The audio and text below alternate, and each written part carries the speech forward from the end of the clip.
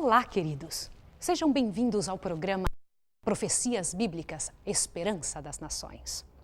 Você é o nosso convidado especial de cada estudo. Deus se interessa por sua vida. Nós amamos você. Nós queremos que você tenha todas as oportunidades para compreender qual é a vontade de Deus para você nesses últimos dias da história da Terra. Louvado seja Deus, que podemos estudar cada palavra da Bíblia, acompanhados pelo Espírito Santo de Deus. Nesse momento, vamos orar pedindo a Deus que nos envie o seu Espírito, para que possamos compreender e entender a verdade de Deus. Eu quero orar com a sua família. Vamos orar juntos agora? Vamos buscar a presença de Deus? Vamos orar. Misericordioso Deus e Pai que estás nos céus, louvamos o teu nome, porque o Senhor deseja se revelar para nós. Obrigada, Senhor, por mais uma oportunidade de abrir a Tua Palavra, de estudar a Tua verdade, de entender o que o Senhor deseja que entendamos. Abençoa a pessoa que vai estudar conosco agora. Em nome de Jesus. Amém. Você se lembra da última vez que estudamos sobre o primeiro capítulo do livro de Daniel? Hoje nós vamos estudar o capítulo 2. E há algo interessante ali para você e eu compreendermos. Vamos dar uma olhada juntos? Abra a sua Bíblia. Vamos ver. Aqui em Daniel capítulo 2, há algo impressionante. Diz assim: no segundo ano do reinado de Nabucodonosor, teve este uns sonhos e seu espírito se perturbou e passou-se-lhe o sono. O que leva você isso a pensar? Você se lembra que Daniel foi tornado profeta? Deus o transformou em profeta porque ele havia sido fiel ao que Deus havia lhe pedido para fazer, para ele e para o povo de Israel? Lembra da questão da alimentação? Lembra da questão da fidelidade e da adoração para com o Deus verdadeiro? Ele permaneceu fiel? Por que Deus agora dá um sonho para Nabucodonosor? Quem era Nabucodonosor? Nabucodonosor era um rei pagão. Ele viveu ali naquela época, a época em que Nabucodonosor tomou Jerusalém, tomou o povo de Israel para si, o tornou escravo, foi no ano 605. O reinado de Nabucodonosor como rei da Babilônia sobre o povo judeu foi do ano 605 ao ano 539 a.C. Daqui um pouco você vai entender melhor essas datas, antes de Cristo, depois de Cristo. Fica sossegado, eu não quero que você se preocupe muito com isso agora. Eu quero que você pare para pensar, um sonho. Este rei Nabucodonosor teve um sonho que lhe perturbou muito. Interessante.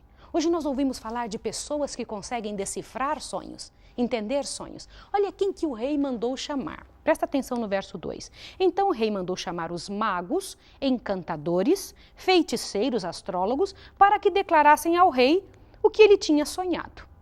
Só que quando o povo veio, vieram aqueles magos e os intérpretes, etc. Ele pediu: eu gostaria que vocês me dissessem o que foi que eu sonhei e o significado.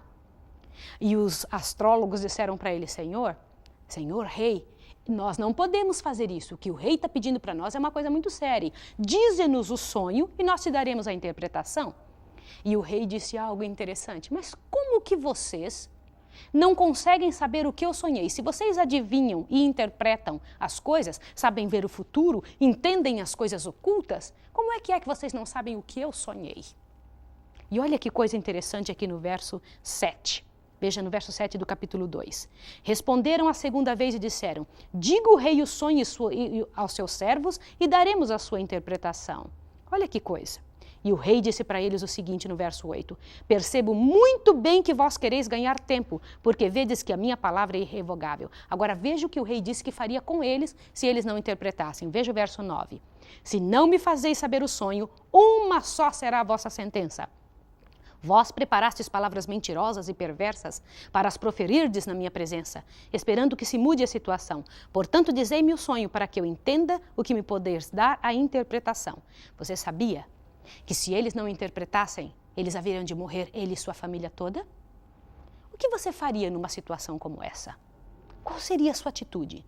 Digamos que você estivesse num reino e você estivesse entre os sábios da Babilônia.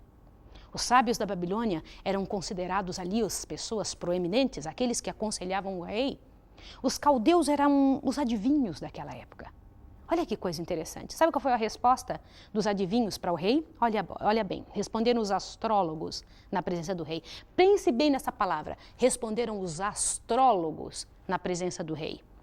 Não há ninguém sobre a terra que possa declarar a palavra ao rei, pois nenhum rei há, senhor ou dominador, que requeira coisa semelhante de algum mago, encantador ou astrólogo. Portanto, a coisa que o rei requer é difícil, e ninguém há que possa declarar diante do rei, senão os deuses, cuja morada não é com os homens. Eu quero chamar a tua atenção para um detalhe. Primeiro, o rei chamou os astrólogos e foram eles que tomaram a palavra, entre os adivinhos do reino, entre os magos, entre os feiticeiros. Olhe bem estas palavras que a Bíblia usa. E eles chegaram a dizer que, para saber a interpretação, não havia Deus na terra, que Deus morava num outro lugar fora daqui para que pudesse interpretar, e somente Deus poderia interpretar. Meu querido, você se lembra que o povo de Israel tinha o próprio Deus morando junto com eles? Aquele povo de Israel que tinha sido tomado, levado por cativo pelo povo da Babilônia, o Deus eterno morava no meio deles, só que os caldeus, os babilônicos, não acreditavam nisso, de jeito nenhum. Por isso foi que disseram, cuja morada desse Deus eterno não é com os homens. Interessante que o rei disse, uma só é a sentença. Se vocês não me fizerem saber o sonho e a interpretação, vocês todos vão morrer, vocês e a família toda. Só que havia um detalhe interessante. Daniel e seus companheiros, porque eram sábios, entendidos, versados em toda a ciência, e porque Deus havia dado para ele a verdadeira interpretação dos sonhos, porque Deus só permite esse tipo de atitude para quem lhe obedece. Isso é muito sério o que eu estou lhe dizendo. Você sabia que quem concede estes dons aos homens é o Espírito Santo? E o Espírito Santo só concede isso para quem lhe obedece? Você quer ver isso na Bíblia? Quer ver? Abra sua Bíblia em Atos, capítulo 5, lá no Novo Testamento. Isso é muito importante, porque hoje se fala muito em Espírito Santo. Hoje se comenta muito em capacidade de compreender o que Deus fala e Deus falando com pessoas. Vamos ver juntos. É importante que você entenda. Abra sua Bíblia como eu estou fazendo. Atos, capítulo 5, verso 32. E juntos vamos entender este verso. Olha o que diz aqui. Nós somos testemunhas dessas palavras, nós e também o Espírito Santo, que Deus deu a quem? A quem lhe obedece. Queridos, o Espírito Santo não é dado para alguém que não quer obedecer ao Senhor. Por isso que Deus deu o Espírito Santo a capacidade de revelar as coisas, de entender o oculto para Daniel. Volte ao livro de Daniel. Você acha que os astrólogos possuíam isso? Os astrólogos, aqueles feiticeiros da época de Nabucodonosor? É óbvio que não. Tanto é que eles não conseguiram entender aquilo tudo. E o Senhor Deus ainda tinha dado a Daniel a capacidade de interpretação. Agora veja que interessante. Saiu um pregão no reino inteiro dizendo, vamos matar todos os sábios. E Daniel e os companheiros estavam juntos. Quando Daniel soube disso, Daniel então mandou chamar os seus amigos e disse a eles, a Misael, Ananias e Azarias, lembra os amigos de Daniel? Disse, vamos orar. Ele fez o correto, é assim que se faz. Vejam onde isso está escrito no verso do capítulo 2, o verso 17. Então Daniel foi para casa e fez saber o caso a Ananias, Misael e Azarias, seus companheiros, para que pedissem misericórdia ao Deus do céu sobre este mistério, a fim de que Daniel e seus companheiros não perecessem com o restante da Babilônia. Agora, o que Deus fez? Deus é fiel, queridos. Olha aqui. Então foi revelado o mistério a Daniel numa visão de noite, pelo que Daniel louvou o Deus do céu. Disse Daniel, seja bendito o nome de Deus para todo sempre, porque dele é a sabedoria e a força, é ele quem muda os tempos e as horas, remove reis e estabelece reis. Ele dá sabedoria aos sábios e conhecimento aos entendidos. Ele revela o profundo e escondido, conhece o que está em trevas e com ele mora a luz. Olha que coisa linda. Ele louvou ao Deus eterno e chamou Arioque, um representante do rei, e disse, por favor, me leve na presença do rei, porque eu posso. O Deus eterno me deu condições. Eu posso interpretar o sonho. E foi então na presença do rei. Quando chegou na presença do rei, o rei perguntou a Daniel, lá no verso 26, dá uma olhadinha, cujo nome era Belsazar, podes tu fazer-me saber o sonho que tive a interpretação? E me dar a interpretação? Olha a resposta de Daniel. Isso é muito importante para você entender. Olha a resposta dele. Ele disse o seguinte aqui, ó, no verso 27. O mistério que o rei requer, nem sábios, nem encantadores, nem magos, nem adivinhos, o podem descobrir para o rei, nenhum deles. Mas há um Deus nos céus que revela mistério. Ele fez saber ao rei Nabucodonosor o que há de ser quando? Olha o que diz a sua Bíblia. No fim dos dias, querido, não é o tempo que você está vivendo? O fim dos dias? Este sonho de Nabucodonosor, a interpretação deste sonho tem a ver com a sua vida, com a sua história. É para o fim dos dias. Tem a ver com seus filhos, com os nossos filhos. Isso é muito importante. Você precisa saber a interpretação também. Quer saber o sonho? Quer saber como é? Vamos, me siga. Siga o que a Bíblia diz. Diz aqui, ó, verso 29. Aí, o teu sonho e as visões da tua cabeça na tua cama são estas. Estando tu, ó rei, na tua cama, subiram aos teus pensamentos o que vai ser depois disso agora. O rei estava pensando, o que vai acontecer daqui uns dias? Aquele que revela mistérios te fez saber o que vai acontecer, o que há de ser. Agora veja o verso 30. Quanto a mim me foi revelado esse mistério, não porque eu tenha mais sabedoria do que todos os viventes, mas para que a interpretação se fizesse saber o rei e para que entendesse os pensamentos do teu coração. Olha, agora Daniel vai dizer o sonho. Se prepare, porque é muito emocionante. Tu, ó rei, estavas olhando e vistes uma grande estátua. Imagine comigo, uma grande estátua. Esta estátua era grande e cujo esplendor era excelente. Estava em pé diante de ti e a sua aparência era terrível. Agora, segue comigo porque é fácil de entender. A cabeça da estátua era de ouro fino. O peito e os braços eram de prata. O seu ventre e suas coxas de bronze. Suas pernas de ferro e seus pés como parte de ferro em parte de barro. Estava vendo isto quando uma pedra foi cortada sem o auxílio de mãos, a qual feriu a estátua nos pés, de ferro e de barro, e esmiuçou. Então foi juntamente esmiuçado o ferro, barro, o bronze, a prata e o ouro, os quais se fizeram como palha de eira de estio, e o vento os levou, e não se achou em lugar algum para eles. Mas a pedra que feriu a estátua, esta se fez um grande monte e encheu a terra. Este é o sonho. Você quer saber a interpretação? Sabia que foi dada a interpretação também? Só que eu quero agora te mostrar essa estátua de forma especial. Vamos juntos para que você possa ver? Eu quero mostrar para que você também possa acompanhar a beleza disso que eu gostaria de mostrar. Olha que coisa interessante. A estátua era grande, imensa, alta. A cabeça era de ouro. Olha aqui a cabeça de ouro. O peito e os braços eram de prata. Agora veja bem, duas partes juntas, peito e braços. O quadril era de bronze. E as pernas eram de ferro. Agora veja que interessante aqui, eu quero que você veja como as pernas são longas. As pernas, duas de ferro. E os pés eram de ferro misturado com barro. Mas perceba um detalhe, as pernas eram de ferro, mas o ferro continua até o finzinho da estátua, embora fosse misturado com barro. Gravou isso comigo? Vamos de novo. Ouro, prata, bronze, ferro e ferro misturado com barro. Agora que interessante, se você fosse fazer uma estátua, você faria uma estátua desta maneira, colocando a parte mais forte no início e a mais fraca no final? Preste atenção no que eu estou lhe perguntando. Ouro na cabeça e barro com ferro misturado no final? Barro e ferro se unem? Você consegue fazer a ligação? Consegue fazer ficar firme? Meu querido e minha querida, a coisa é muito séria. O que será que significava essa estátua com estes metais? Com essa maneira de demonstração? Vamos ver o que a Bíblia diz? Nunca se pode interpretar sozinho. É preciso que a Bíblia nos diga o que é a interpretação das coisas que vemos. Vamos juntos ver? Eu quero estudar isso junto com você. Vamos lá, o verso 36. Este é o sonho, e também a interpretação dele diremos na presença do rei. 37. Tu, ó rei, és rei de reis, a quem o Deus do céu deu o reino, o poder, a força e a majestade, em cujas mãos entregou os filhos dos homens, onde quer que habitem, e os animais do campo e as aves do céu, e fez que dominassem sobre eles. Tu és a cabeça de ouro. Queridos, o reino de Babilônia era a cabeça de ouro, o primeiro reino. Você se lembra? Vamos contar juntos de novo. Ouro, prata, bronze, ferro e ferro misturado com barro. Então, ouro era a Babilônia. Iam ter só mais 4 reinos. Uau! O que era isso? Interessante isso, não é? É importante que você veja, que você conte, que você se especialize em observar detalhes. Porque o Senhor Deus não manda detalhes à toa. Tudo tem um propósito. Continua. Depois de ti, é o verso 39 que eu estou lendo com você. Depois de ti se levantará outro reino inferior ao teu, assim como a prata é inferior ao ouro, né? Um terceiro reino ainda de bronze, o qual terá domínio sobre toda a terra. Preste atenção nesses detalhes.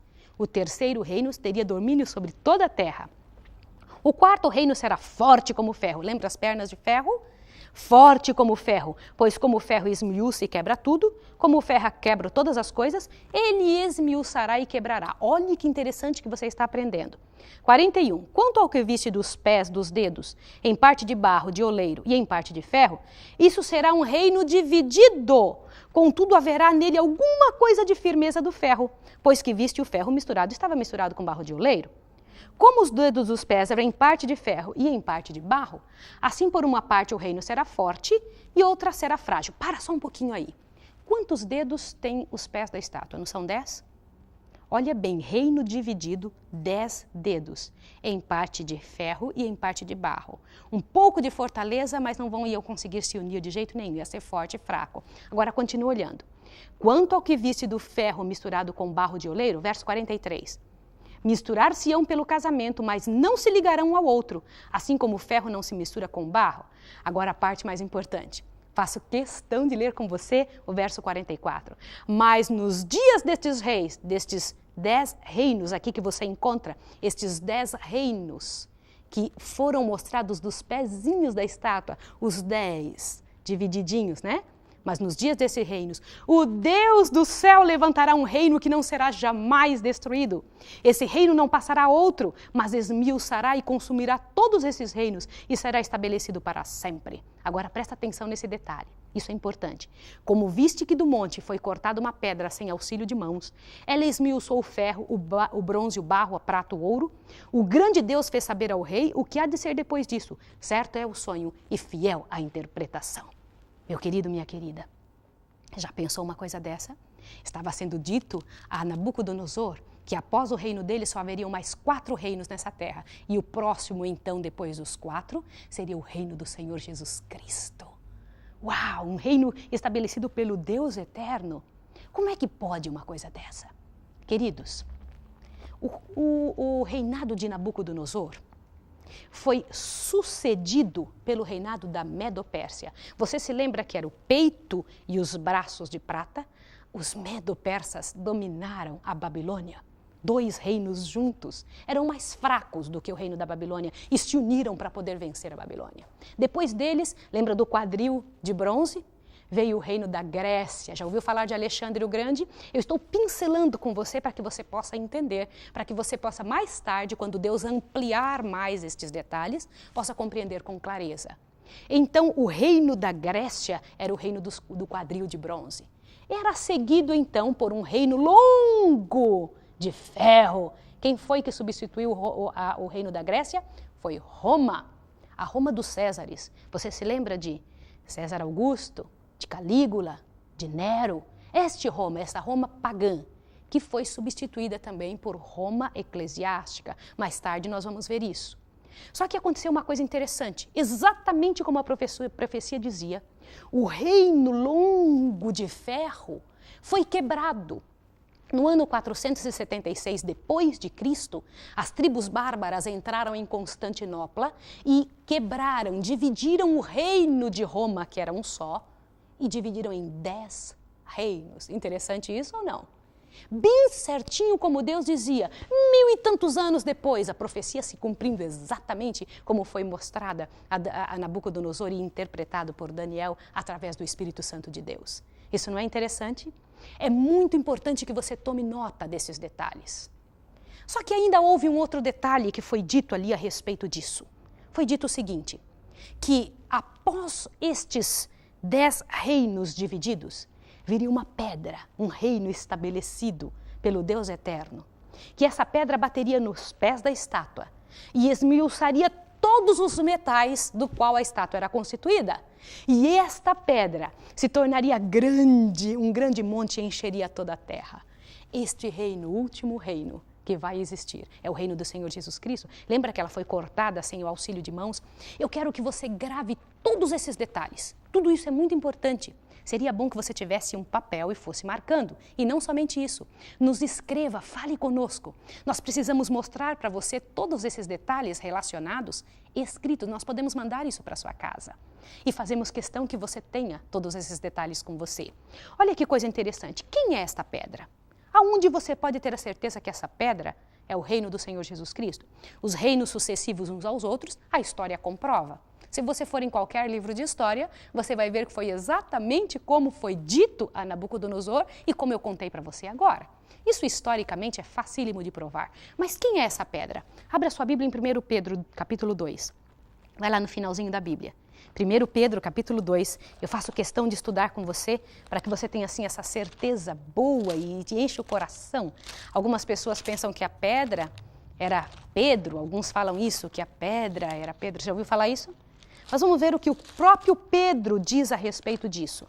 Dá uma olhadinha, é 1 Pedro, capítulo 2, verso 6 a 8. Olha o que está escrito aqui. 1 Pedro, capítulo 2, verso 6 a 8. Pois na Escritura se diz, é o apóstolo Pedro que está dizendo, vede, ponho em Sião uma pedra angular, eleita e preciosa, e quem nela crer não será confundido.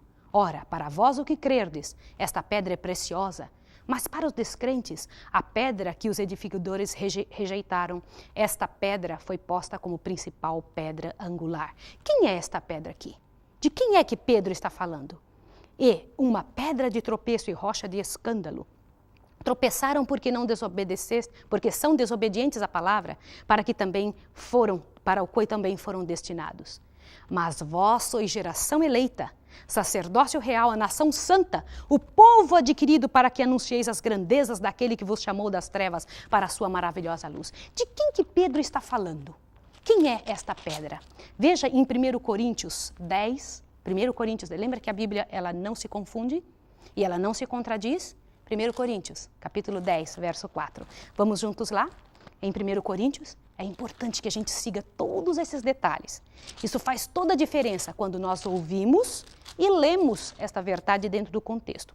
1 Coríntios 10, verso 4, diz o seguinte, olha aqui, ó. 1 Coríntios 10, verso 4. E beberam da mesma bebida espiritual, pois bebiam da pedra espiritual que os seguia. E a pedra era quem? Cristo.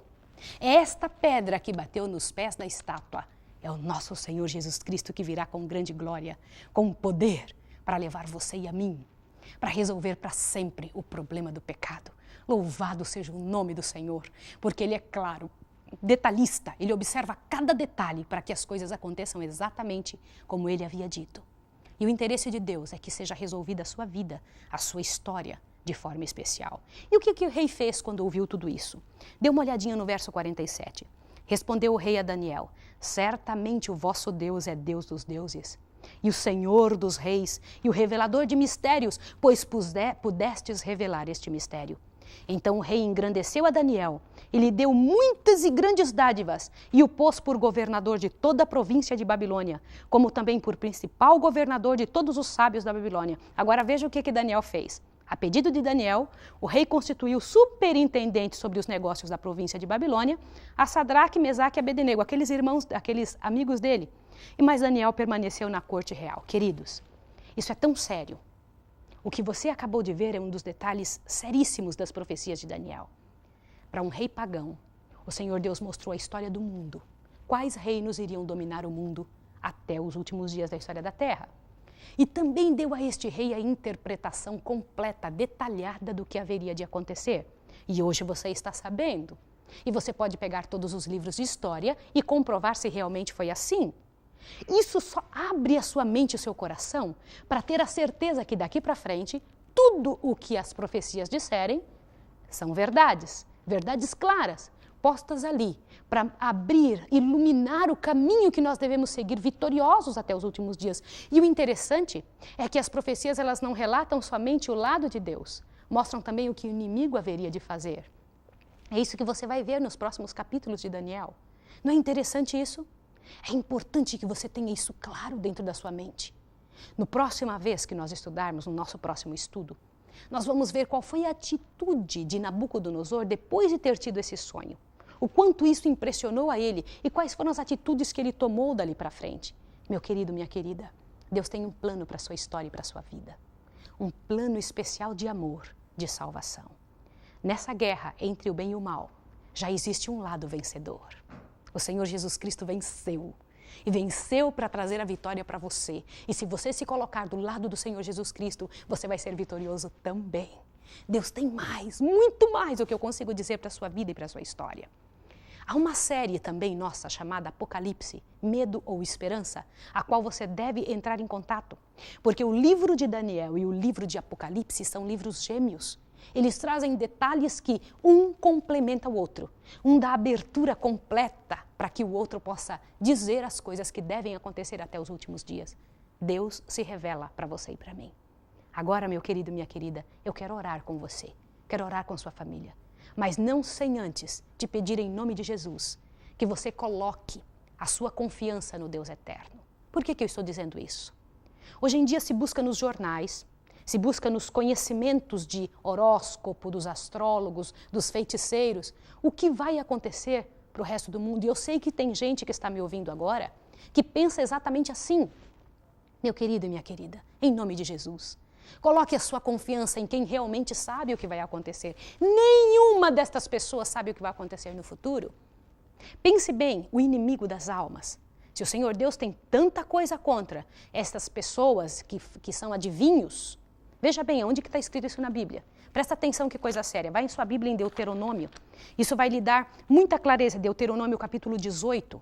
Incrível, nossa Bíblia abriu exatamente aonde deveria abrir. Capítulo 18, verso 9 em diante. Olha bem.